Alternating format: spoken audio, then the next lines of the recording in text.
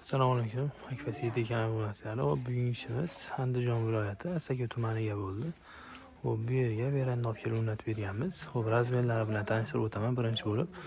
Eshigimiz razmeri 2.30, buramizdan 2.30, bunisi 1.94.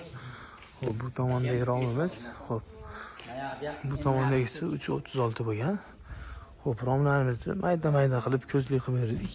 Klient shuni xohlagani uchun. Aynaklari bir qavat yo'lli bo'ldi. Bu romimizda ikkita ochilish, bunisida bitta, nari tomondagida ham ikkita ochilish. Bu chekkaga eshik qo'yib berganmiz. Eshigimiz ikki qanotli 120.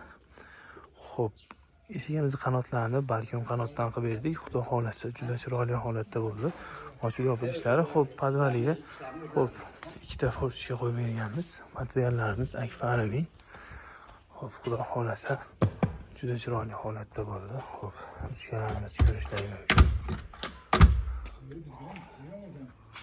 Burchaklari yopilishlari, eshiklarni saylariga arkaxon qo'yib berganmiz. Ko'rishlari mumkin.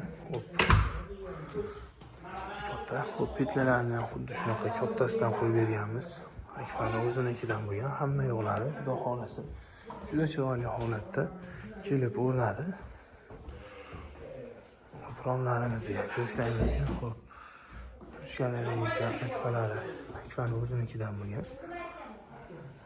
Ko'rishlari mumkin. Mayda-mayda bo'ldi. Aytib o'tganimizdek, o'sha klient o'zini xohishiga ko'ra juda chiroyli holatda bo'ldi. Bu shu ko'rib turgan verandalarning narxi hamma yo'q olib kelib o'rnatib berishlarimiz bilan 14,5 million bo'ldi.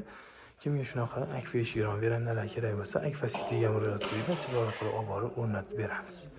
E'tiboringlar uchun rahmat.